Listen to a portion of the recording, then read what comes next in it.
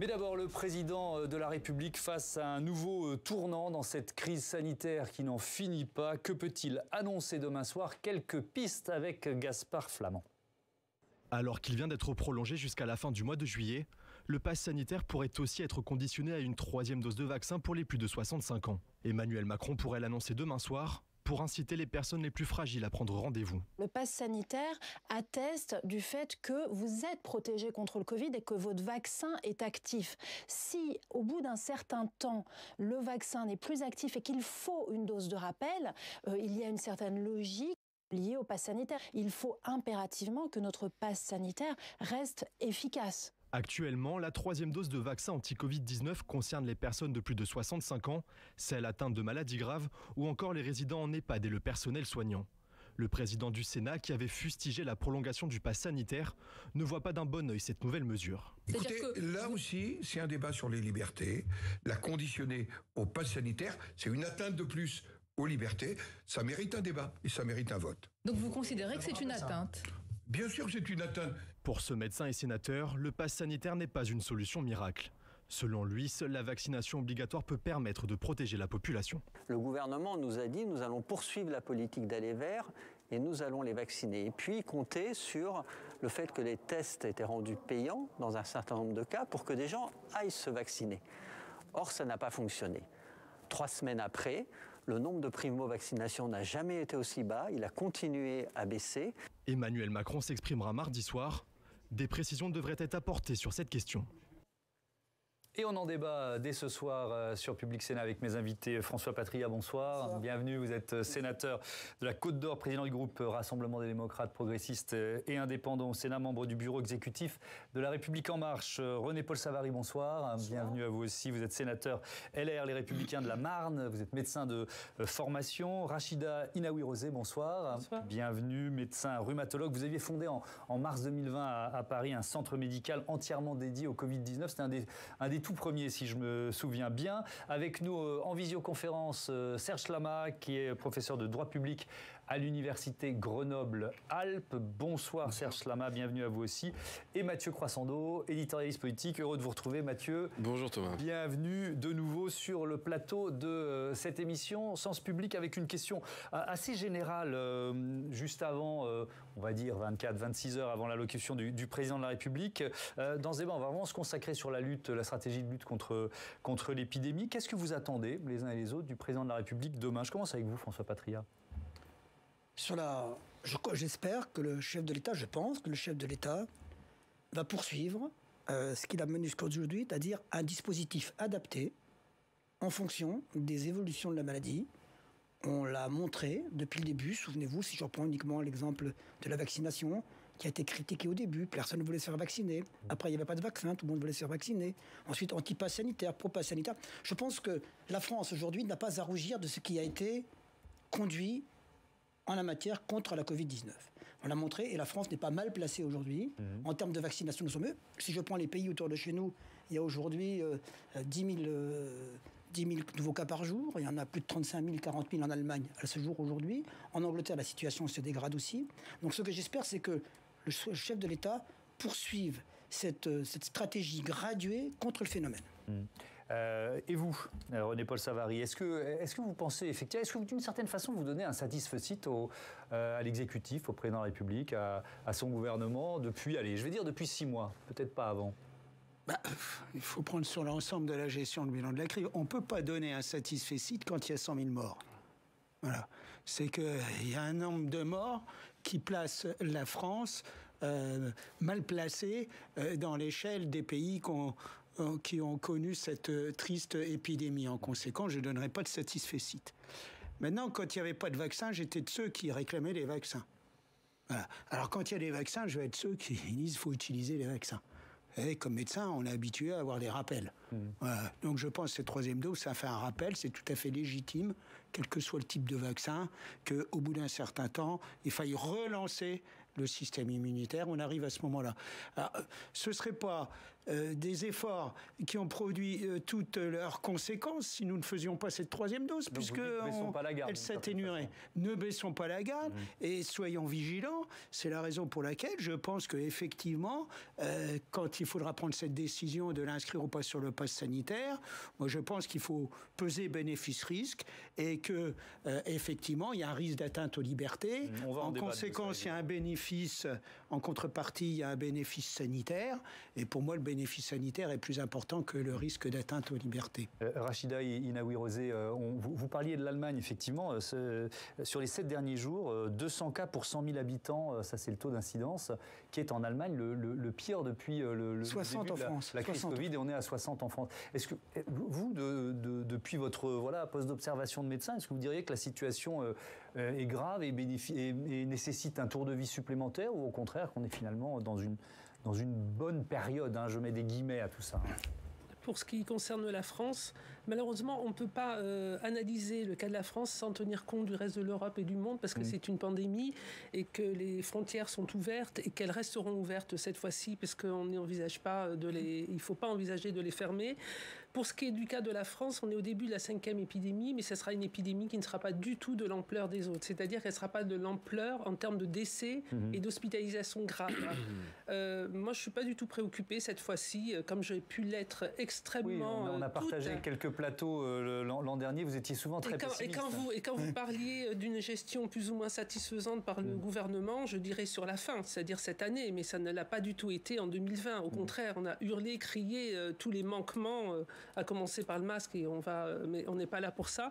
Aujourd'hui, la situation est moins préoccupante, bien qu'il y ait une reprise épidémique dont on n'arrive pas, pour l'instant en France, à mesurer l'ampleur. Si on regarde sur les États-Unis, il y a eu une reprise épidémique importante, et dans les études, ce qu'ils ont regardé, c'est qu'en termes de mortalité et d'hospitalisation extrêmement grave, c'était beaucoup moins important. C'était un ratio de 1 sur 6, 6 fois moins. Donc on espère que pour la France, ça sera la même chose. Maintenant, ceux qu'il faut protéger, c'est toujours les mêmes. Ce sont les personnes âgées, mais plus particulièrement les très âgés, qui ont été vaccinés en janvier, février, mars. Et je pense que là, la vaccination est en train de reprendre pour ces personnes. Vous avez les gens moins âgés qui ont entre 65 et 80, qui eux ont été vaccinés entre avril et juin.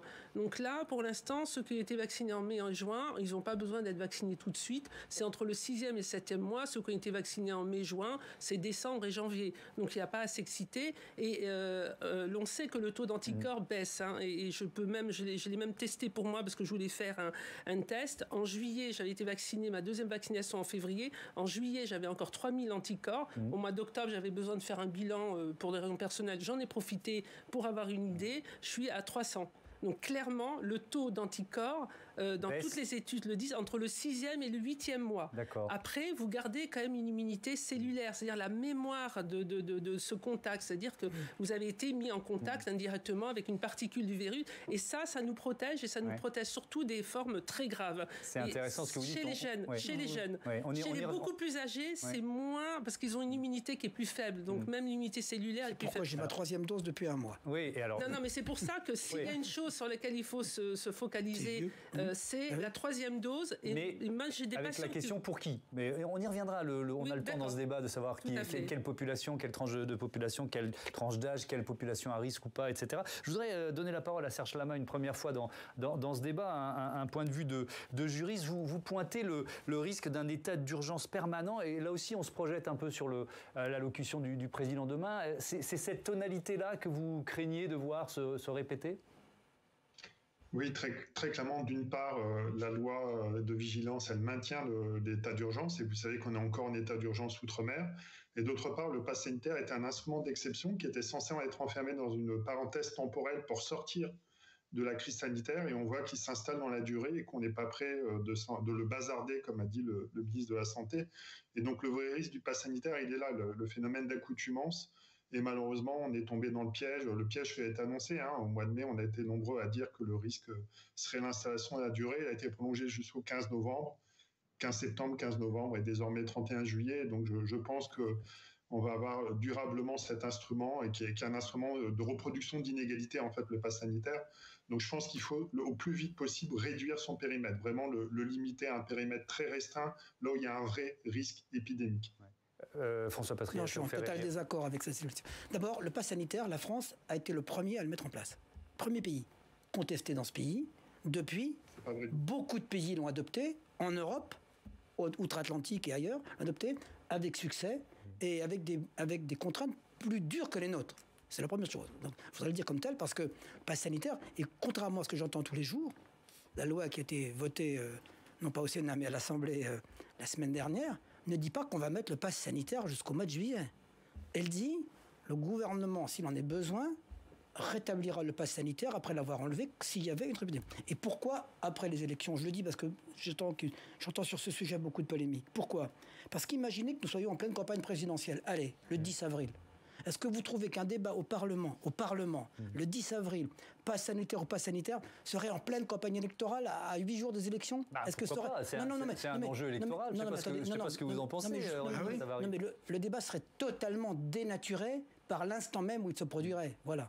Là, il ne risque pas d'être dénaturé, il n'y a pas de débat.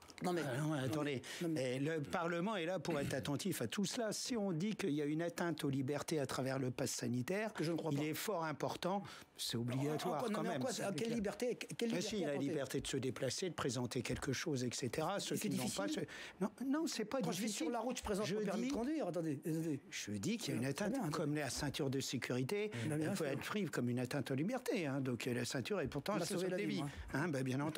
Non, mais je veux dire, mais c'est clair, ça dessus. Mais il n'empêche que ça mérite débat et ça mérite que le Parlement se positionne. C'est pour ça que le Sénat était tout à fait opposé à cette date du 22 juillet. C'est pour ça qu'on doit avoir une réponse adaptée en fonction de l'évolution et de la proportionnée à la gravité de la maladie. C'est pour ça qu'on peut se prononcer. Maintenant, un débat en pleine période électorale, la vie ne s'arrête pas parce qu'une période électorale. Attendez, il y a quand même des vies en jeu, il y a quand même un certain nombre de dispositions qui peuvent être débattues en toute sérénité dans nos assemblées. Je vais donner la parole à Mathieu Croissandon dans un instant, mais je vous voyais réagir, Serge Lama, sur les propos du sénateur Patria. La France, premier pays à avoir mis en place le pass sanitaire. Ce n'est absolument pas le cas, c'est Israël, le premier pays à avoir mis le pass sanitaire. Il y a des pays du nord de l'Europe qui l'ont mis bien avant la France, donc ça c'est une affirmation inexacte. Et par ailleurs, en fait, oui, ça porte atteinte aux libertés, ça a été dit très clairement par le Conseil constitutionnel. Il y a de nombreuses libertés, liberté d'aller venir, droit au respect de la vie privée, liberté d'entreprendre par exemple, qui sont atteints, alors qui ont été justifiées aux yeux du Conseil constitutionnel parce que précisément l'objectif était d'éviter la propagation de l'épidémie. Donc c'est le risque épidémique qui détermine la possibilité d'utiliser le pass sanitaire. C'est pas du tout un levier à la vaccination légalement. Je sais bien qu'il l'utilisait comme ça. Et donc vraiment, au regard de ces atteintes aux libertés. Alors, on a une petite coupure. Je vais vous redonner la parole à François Patria.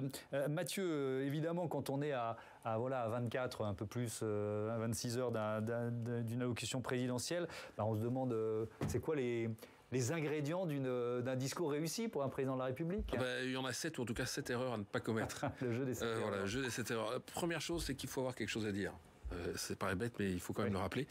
Il y a 30 ans, il y a un homme qui s'appelait Jacques Pilan, qui a conseillé successivement le président Mitterrand, puis le président Chirac, qui avait théorisé la rareté de la parole présidentielle, à la fois pour qu'elle ait plus d'impact, et puis pour qu'elle réponde surtout à une attente dans l'opinion. Alors sur le premier point, c'est raté, parce que la rareté de la parole présidentielle, c'est quand même la 9e allocution depuis le début de cette crise Covid. Et puis par ailleurs, Emmanuel Macron parle beaucoup depuis la rentrée sur beaucoup de sujets. Donc pour la rareté, on n'y est pas. Pour ce qui est en revanche de faire monter l'attente, la stratégie du désir, disait Jacques Pilan, là pour le coup on y est, parce qu'en annonçant dès la semaine dernière qu'il allait parler, on voit bien qu'il y a eu dans l'opinion en tout cas une attente. Le président a créé quelque chose. Et d'ailleurs c'est ce qu'on fait ce soir. Débat à 24 heures. Deuxième clé, c'est avoir une parole suivie des faits. Alors les linguistes ils parlent de discours performatif, c'est-à-dire quand on dit on fait. L'exemple, c'est l'allocation du 12 juillet dernier. Vous vous souvenez, il dit qu'il va mettre en place le pass sanitaire. Pour le coup, ça booste la vaccination de façon quasi automatique. Là, la seule annonce de son allocution a même fait reprendre des rendez-vous sur Doctolib. Mais pour avoir une parole performative, comme on dit, il faut que le message soit clair et pas fourre-tout, au risque d'ajouter de la confusion. En clair, si on commence demain à rappeler les gestes barrières, puis avoir un message très clair, puis après à faire un tour d'horizon des réformes en cours, de parler des retraites, ça risque d'être beaucoup plus confus. La troisième clé, c'est qu'il faut une exigence de sincérité. Alors ça, il y a quelqu'un qui savait bien faire ça, c'était Édouard Philippe. Il arrivait, il disait ça je ne sais pas. Il avait le courage de reconnaître que dans l'état actuel des connaissances qu'on avait à l'époque sur le Covid, il ne savait pas. Avec Emmanuel Macron, on a eu plus de mal à l'entendre. Il a fallu attendre le 28 octobre dernier, c'est-à-dire celui de 2020, pour l'entendre dire avons-nous tout bien fait? Non, un début de mea culpa qui donne une exigence de sincérité. Et même ce printemps, il a fallu attendre pour qu'il dise est-ce que je peux vous dire les yeux dans les yeux qu'on ne sera plus jamais débordé par ce virus? C'est impossible. Donc là, on le voit, il faut cette exigence de sincérité. La quatrième clé. Attention aux phrases définitives. Vous vous souvenez, il y en a quelques-unes. Très affolant, très alarmiste. Par exemple, le fameux « Nous sommes en guerre » qui était prononcé 4 jours après une précédente allocution où il avait maintenu le premier tour des municipales. C'était pas cohérent. Mais les phrases définitives, elles peuvent être aussi optimistes. Vous vous souvenez du retour des jours heureux ou de quand il parlait de l'épidémie au passé, le 14 juillet 2020. Ben ça, c'est dangereux. Cinquième clé, éviter le catalogue. Il faut fixer un cap et s'en tenir au bon vieux principe, l'intendant suivra.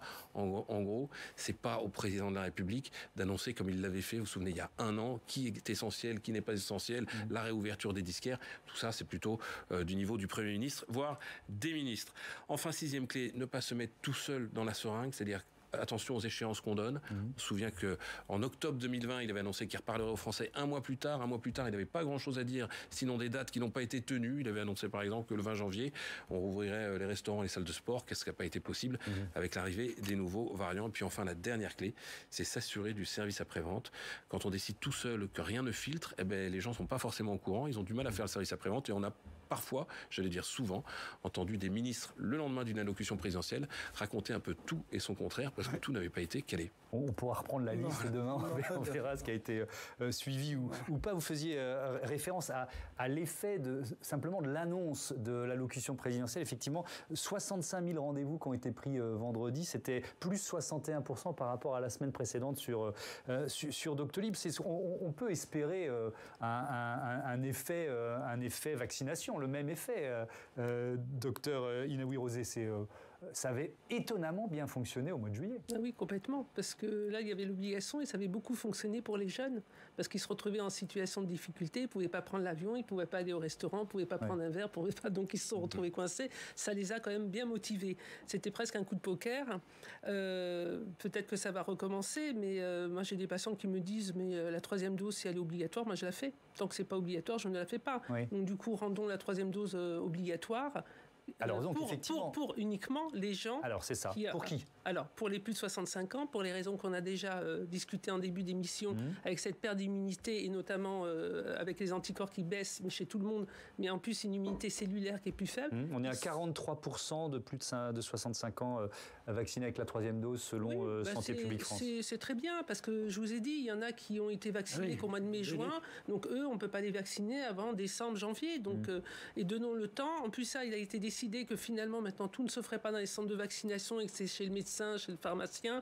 Donc ça c'est très bien parce que du coup il va y avoir de la pédagogie, des explications. Il va y avoir aussi l'enjeu de la grippe qui va arriver, que les gens soient prêts, soient vaccinés, parce qu'on craint plus une saturation avec ces épidémies qu'on n'a pas eu les autres années que réellement par la Covid à nouveau. Et les autres personnes qui doivent être absolument vaccinées et le sont en fait, ce sont tous les gens immunodéprimés, les greffés d'organes, les maladies hématologiques graves, les leucémies, lymphomes, etc. Et les gens qui sont sous chimiothérapie, les traitements immunologiques, tout ce qui baisse l'immunité. Et je peux vous dire que ceux-là le sont parce que leur médecin spécialiste leur a dit de le faire. Et ils en sont déjà à la 4e dose. Et ils ont fait leur 3e dose cet été. Et ils ont déjà fait la 4e dose. Et il se trouve que chez certaines personnes très immunodéprimées, j'ai le cas d'une patiente qui a été greffée rénale, et elle me dit, je suis déjà à la 4e dose. Et elle me dit, effectivement, 1re, 2e dose dose, pas d'anticorps, troisième dose, très peu, et quatrième dose, enfin, elle a des anticorps. Parce qu'ils ont un système immunitaire tellement... Donc ces gens-là, globalement, normalement, sont dans un circuit médical. Mais quand on parle de 5 millions de personnes à convaincre encore parce que vous savez... Qui on intègre dans cette catégorie des personnes fragiles? Alors là, j'ai parlé des plus fragiles, et ceux-là sont motivés, leurs médecins ils sont dans un suivi donc médical. À la rigueur, c'est pas autour d'eux que l'enjeu se pose. Vous en avez d'autres, c'est ceux qui sont en situation d'obésité, de diabète, de fragilité pluripathologique, et ceux-là, on a plus de mal à les atteindre. Mais c'est plutôt François Patria, ça veut dire qu'il y a eu des trous dans la raquette en termes de communication, de prévention. Le message n'est pas passé auprès de ces populations. C'est peut-être aussi ça l'un des enjeux de l'allocution de demain? Non, beaucoup de personnes ont pensé qu'ils avaient 2 vaccins, qu'ils étaient immunisés. On leur a dit le vaccin c'est la panacée, et qu'ils ne pensaient pas systématiquement à une 3e dose. Ils y pensent pour la grippe naturellement. Moi-même, j'ai ma 3e dose de vaccin et mon vaccin grippe qui est fait aujourd'hui. Parce que j'y pense naturellement, parce que c'est me protéger. Je reprends un instant votre intervenant. Oui, j'ai pas dit du monde, c'est vrai, tout à l'heure. J'ai dit premier pays en Europe, des pays d'Europe, de l'Europe des 28 aujourd'hui. La France en est le premier, et c'est les autres qui l'ont mis secondairement. J'entends bien. Les libertés. C'est quoi la liberté? Est-ce que la liberté, c'est de pouvoir montrer qu'on est vacciné pour se protéger et protéger les autres? Ou bien la liberté, c'est d'être malade alors qu'on sait qu'on est à risque, c'est d'aller à l'hôpital, c'est de mourir éventuellement, c'est de causer des douleurs familiales et de coûter un argent terrible aux contribuables, parce que les gens qui ne veulent pas se faire vacciner au nom de la liberté, on le dit aujourd'hui, et qui se retrouvent aujourd'hui en réanimation, 15 jours, 3 semaines, combien ça coûte, docteur, 3 jours de réanimation, combien ça coûte aux contribuables? Donc nous devons, nous qui sommes responsables, payer pour des gens qui disent mon nom de la liberté, tant pis pour moi, ça fait rien. On ne peut pas raisonner comme ça, parce qu'à ce moment-là, on va au ski, on va pas... J'entends bien. On soigne pas les cancers. Non, mais attendez. Mais là, attendez, là, il n'y a pas de médicaments de prévention contre le ski. Alors que là, ils peuvent se prémunir. On pourrait leur dire, puisqu'ils vont au ski, qu'ils payent. J'entends bien. On pourrait avoir ce débat aussi sur la chasse, je l'ai eu avant-hier, en même temps, entre les skis et la chasse. Mais non, mais cette chose-là me paraît évidente. Des trous dans la raquette, non. Et tout à l'heure, M. Croissando dit, la parole est trop abondante. Écoutez, on est dans une épidémie qui, René-Paul Savary l'a rappelé, a fait 120 000 morts en France. Pas plus que dans les autres pays. En tout cas, moins qu'en Angleterre, moins qu'aux États-Unis, moins qu'aux États-Unis, moins que dans beaucoup de pays. Non, mais qu'importe, je ne reviens pas dessus. Il n'y a pas eu d'allocution pour rendre hommage à 120 000 morts. Attendez, si, c'était fait. Alors donc, dans une épidémie comme telle, le président, il parle le 12 juillet. Qu'est-ce qu'il fait le 12 juillet? Il parle des vaccinations. Donc sa parole n'a pas été inutile, libre et nettoie. Elle a été utile à ce que les gens se fassent vacciner. Mais qu'est-ce qu'il peut dire demain pour que ce soit aussi utile? Aujourd'hui, mettre le curseur de cette 3e dose. Quelle population je ne sais pas ce qu'il va dire, ce que je pense. Mais votre position. Mon sentiment, c'est de dire, on voit bien qu'on est en début d'une nouvelle épidémie qui sera, le docteur l'a dit à l'instant, moins grave que les suivantes, mais qui néanmoins risque à nouveau d'entraver nos libertés, vraiment nos libertés, si jamais on en est pas. Donc, dire aujourd'hui, attention, pour vous, les plus de 65 ans, et pour tous ceux qui ont des comorbidités, attention, vous risquez non seulement d'avoir des formes peut-être moins graves, mais certains des formes graves quand même, de surcroît, les autres pouvaient mourir aussi. Donc, de rappeler simplement ce qu'il avait rappelé le 12 juillet, il serait préférable, compte tenu, parce qu'imaginez qu'on n'ait pas de vaccin aujourd'hui, mais imaginez, qu'est-ce qu'on entendrait dans le pays? La France a tout raté, il n'y a pas de vaccin, on va les attendre, les journalistes qui diront, il faudra 5 ans pour vacciner, etc. On a les vaccins, on a les moyens. Donc la parole du président demain sur ce sujet me paraît nécessaire pour relancer une vaccination qui est nécessaire. Je vais vous redonner la parole juste dans un instant. Je voudrais qu'on écoute le ministre de la Santé un instant. C'était le 26 octobre dernier. Il était auditionné ici même au Sénat. Faut-il conditionner le pass sanitaire à la 3e dose de vaccin? Il n'écarte pas cette hypothèse. Écoutez. S'il y avait une orientation des autorités pour que nous intégrions la 3e dose dans le pass sanitaire, alors ça poserait effectivement des questions techniques assez fragiles, assez sensibles, mais que quand je dis ça, ça ne veut pas dire qu'on ne peut pas le faire. Mais c'est la question que vous posez qui est technique. Les plus de 65 ans, le pass le reconnaît. Les gens qui ont des comorbidités et qui n'ont pas 65 ans, aujourd'hui, le pass ne le reconnaît pas. Donc ça doit faire l'objet de discussions à la fois au niveau technique et médical pour identifier les voies et moyens pour permettre de nous assurer de la protection et par la 3e dose, par la dose de rappel, des gens qui sont dans la catégorie des moins de 65 ans et qui sont appelés à avoir un rappel.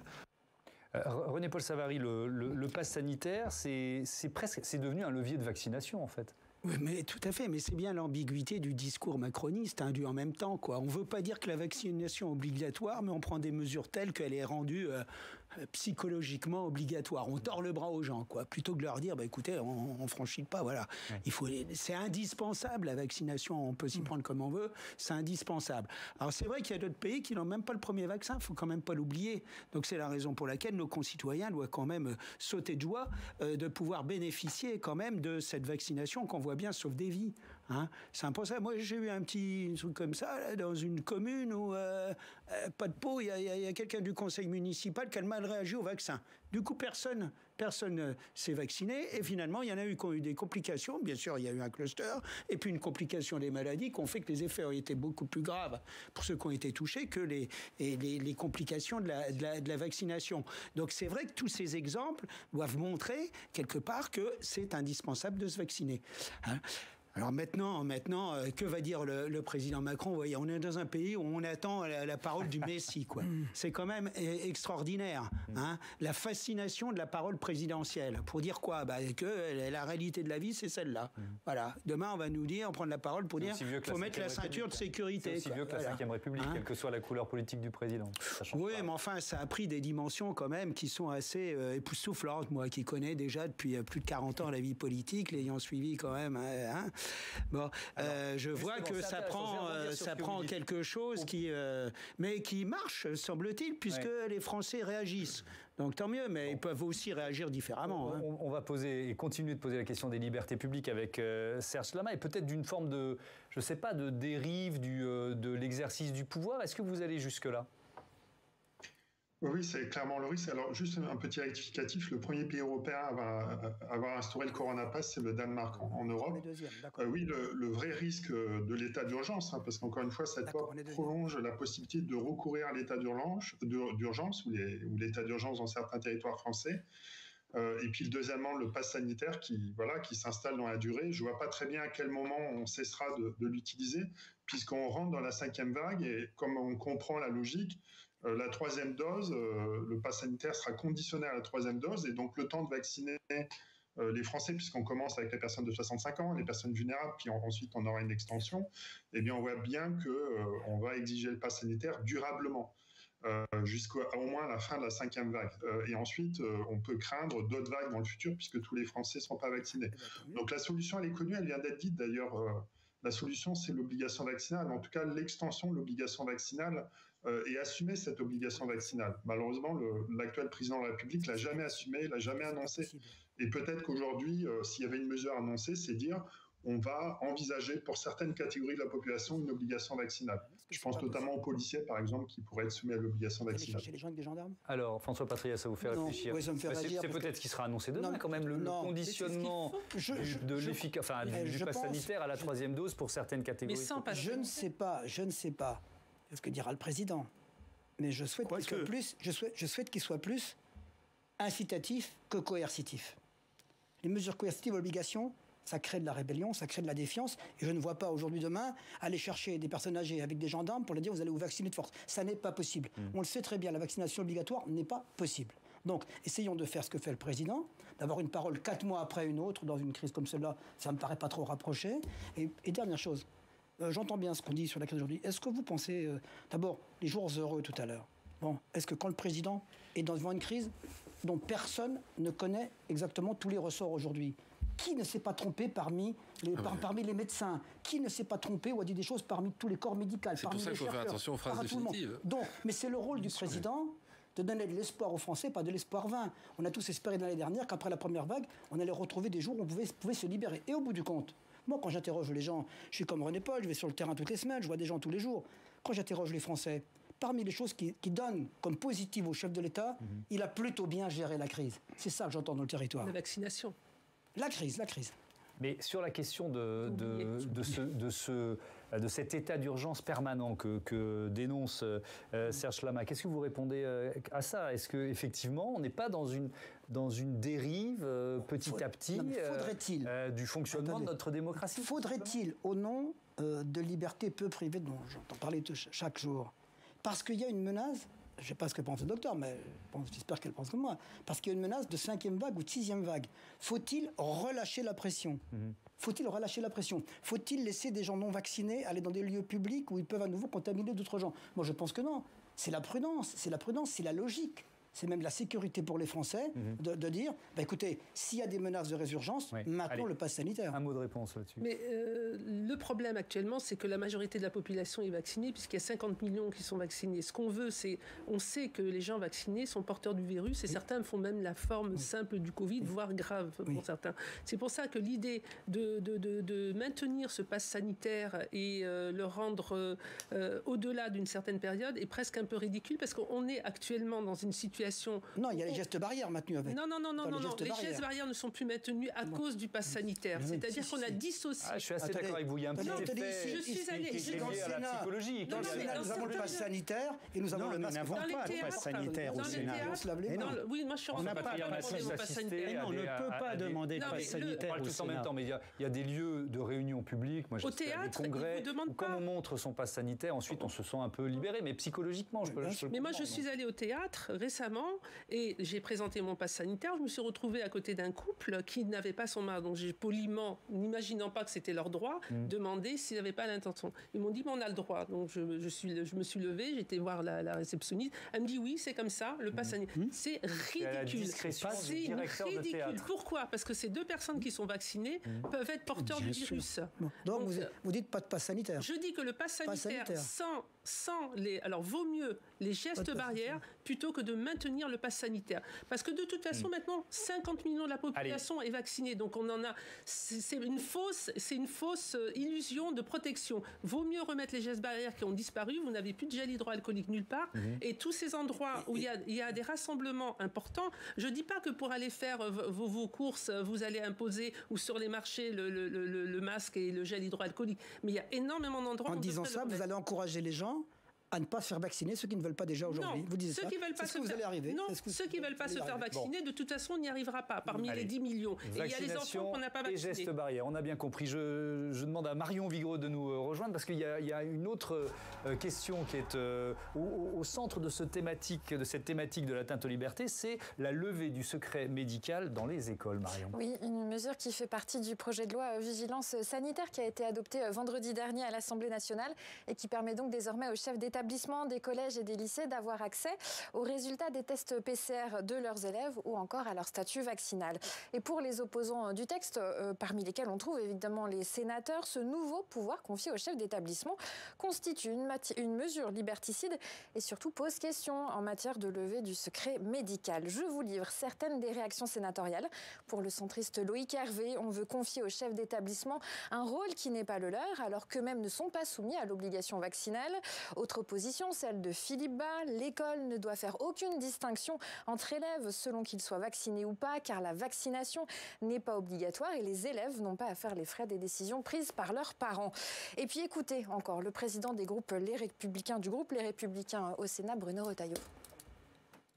La marque du Sénat, c'est que nous soyons gardiens des libertés publiques. C'est aussi à ce titre que nous avons refusé l'accès au statut virologique, l'accès au statut vaccinal pour les élèves, vis-à-vis notamment des directeurs d'établissements de l'éducation nationale. Nous pensons que les données de santé sont de toutes les données celles qui doivent faire l'objet d'un degré de protection très élevé.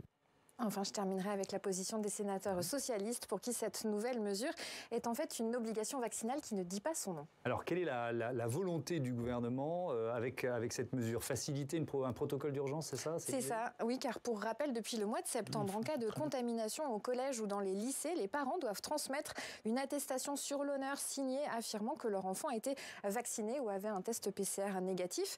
Mais pour le gouvernement, les résultats ne sont à ce jour pas satisfaisants, d'où cette nouvelle mesure.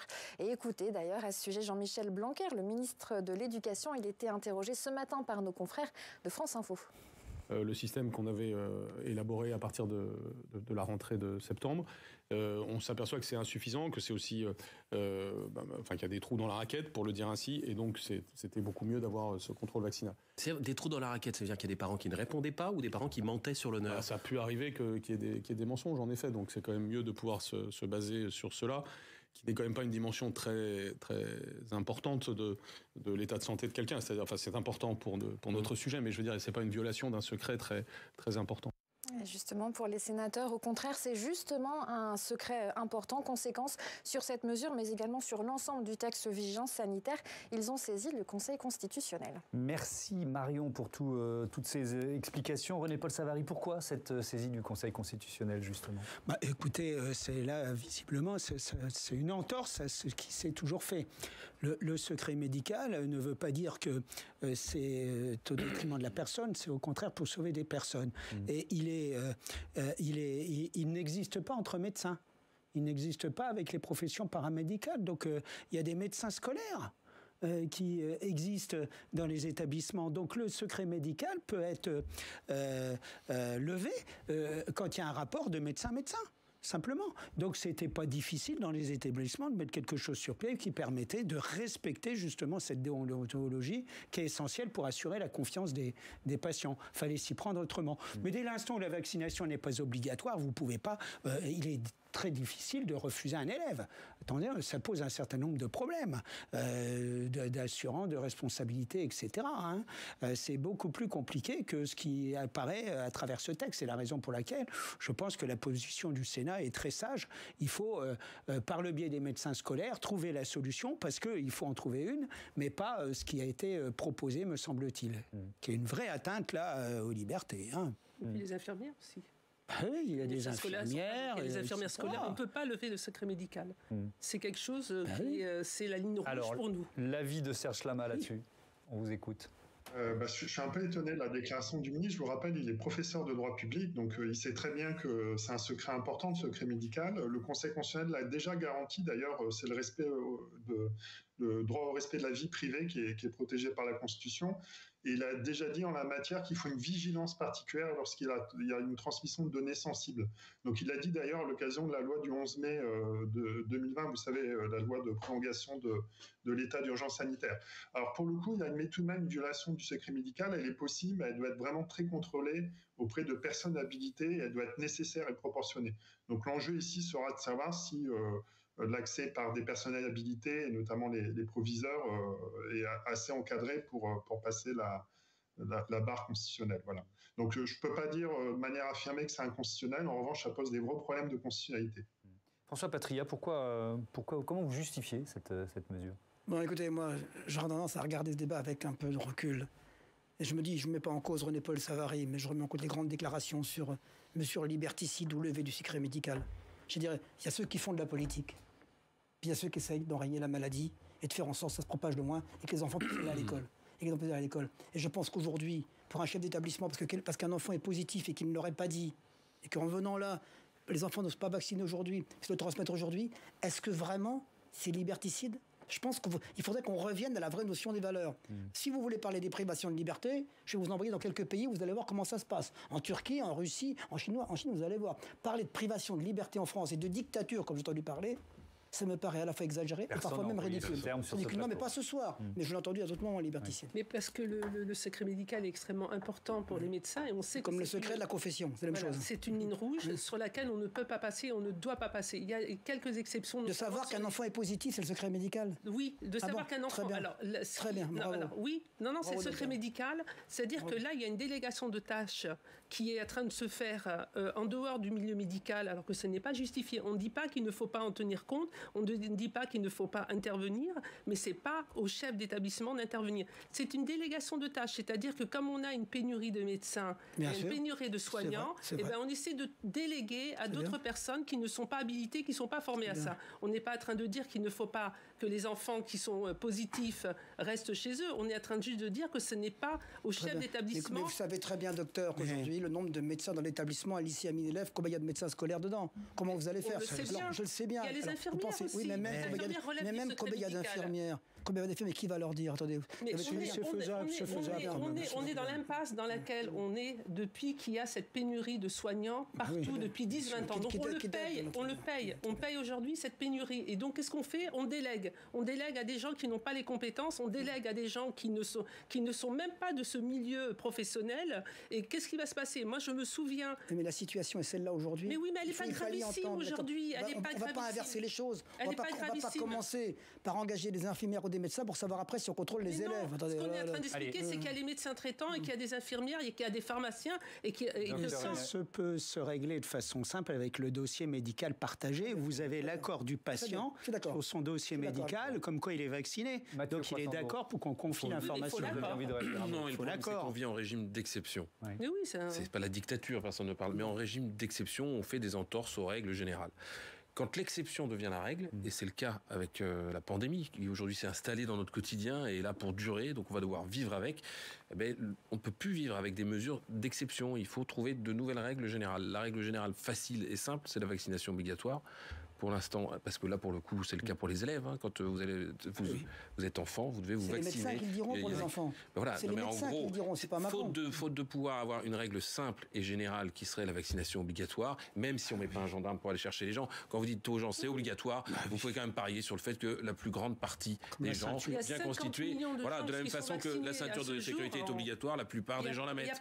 Donc si on avait une mesure simple comme ça éviterait toutes ces espèces d'enchevêtrements de règles et de dérogations à la règle, et qui nous met dans cette situation assez inextricable. Allez, on termine. Et en même temps. Merci beaucoup, merci à vous d'avoir participé à ce débat. Vous parliez de la pénurie de médecins, justement, c'est le thème de notre reportage. Les électeurs ont la parole.